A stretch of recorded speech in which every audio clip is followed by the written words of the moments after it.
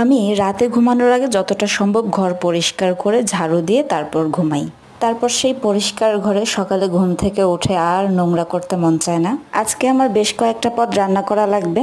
সকালে ঘুম থেকে উঠেই প্রথমে চাল ডাল ধুয়ে রেখে দিলাম, তারপর শুরু করলাম নাস্তার আয়োজন। আমার নাস্তা কিন্তু ভাই অনেক শর্টকাট নাস্তা। আমি ডিম সিদ্ধ করে খাই রুটির সাথে, যেন তেলটাকে যতদূর সম্ভব অ্যাভয়েড করতে পারি।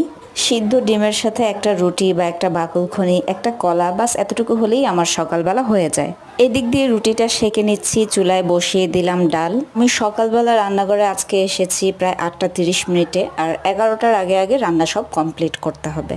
এই টার্গেট নিয়েই রান্না করা শুরু করলাম। ডালের মধ্যে একে একে হলুদ গুঁড়ো, মরিচ গুঁড়ো, লবণ দিয়ে দিলাম, সাথে দিয়ে দিলাম একটু আদা রসুন। ভাত ডাল হতে হতে বাহিরে তরকারিওয়ালা আসছে, তরকারিওয়ালার কাছ থেকে নিয়ে নিলাম কাঁচামরিচ আর 1 কেজি ধুন্দুল। কাঁচামরিচ ছিল না, তাই ডালে আজকে গুঁড়ামরিচ ব্যবহার করেছি। আজকে আমি যেহেতু গুঁড়া মাছ রান্না করব, আমার প্রিয় মানুষটা আবার গুঁড়া মাছ খাবে না, তাই তার জন্য আলাদা করে পুঁটি মাছ ভাজি করছি। চুলায় ডাল আর মাছ ভাজি হতে হতে এই দিক দিয়ে আমি তরকারি বসানোর প্রিপারেশন নিয়ে নেই। ডালে ফোড়ন দেওয়ার জন্য নিয়ে নিলাম পেঁয়াজ আর রসুন কুচি। ডালে ফোড়ন দিতে দিতে আমার মনে পড়লো যে 1 পিস মাছ ভাজিতে আজকে হচ্ছে না, আমার আরও 2-3 পিস মাছ ভাজি করা লাগবে। চিন্তা করলাম ঠিক আছে, তাহলে আরো 2 পিস মাছ আমি ভাজি চড়িয়ে দেই। আসলে আমি এরকমই, কি রান্না করব আগে থেকে যদি ঠিক করেও যাই, রান্না করতে করতে মেনু চেঞ্জ হয়ে যায়। যখন থেকে আমি এই ভেজিটেবল চপারটা হাতে পেয়েছি, আমার রান্নার টেস্ট অনেক ভালো হয়ে গেছে। তরকারিতে কিন্তু পেঁয়াজ বেটে দিলে টেস্টটা ওরকম ভালো আসে না, কিন্তু পেঁয়াজ চপ করে দিলে, সাথে যদি কাঁচামরিচও চপ করে দেওয়া যায়, রান্নার টেস্টটা অনেক ভালো আসে। যেহেতু গুঁড়া মাছের চচ্চড়ি করব, পেঁয়াজ কাঁচামরিচ আমি চপ করে দিলাম আর দিয়ে দিচ্ছি রাঁধুনি রেডিমিক্স মাছের মশলা। যেহেতু গুঁড়া মাছ আমার ঘরের মানুষ খাবে না, এই একই রান্নায় আমি ওই 3 পিস পুঁটি মাছটাও দিয়ে দিব। আমি কাঁচামরিচের ঝালের ভয়ে হাত দিয়ে মাখাচ্ছি না, যাই হোক এখানে ভালোভাবে মাখিয়ে এইটা একটু রেস্টে রেখে দিব, মাছের ভিতরে মশলাটা অ্যাবজর্ব করুক। আর এর মধ্যে আমি আলু কুটে নিলাম।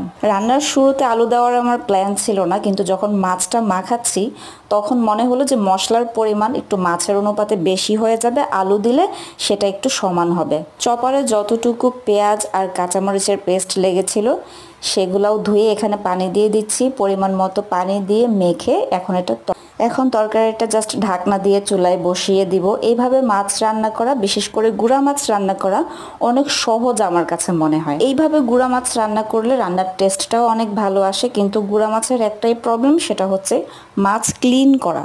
পাট শাকগুলো ভাজি করে নিচ্ছি। পাট শাক ভাজি, ডাল আর মাছের চচ্চড়ি খুব দারুণ একটা কম্বিনেশন হবে খাওয়ার জন্য। আর এই মুহূর্তে তরকারিটা যেহেতু হয়ে এসেছে, পুঁটি মাছগুলো তরকারির মধ্যে দিয়ে দিচ্ছি, যেন পুঁটি মাছের মধ্যেও কিছু মশলা সুন্দর করে অ্যাবজর্ব করে নেয়। এই 3 মিনিটের ভিডিওতে আমি দেখালাম 3 থেকে 4 পদ রান্না আমি করে ফেলেছি, কিন্তু ক্যামেরার পিছনের কাহিনীটা একদমই ভিন্ন থাকে। রান্নাঘর পুরো ময়লা হয়ে যায়, আমি ঘেমে ক্লান্ত হয়ে যাই, তবুও ভালো।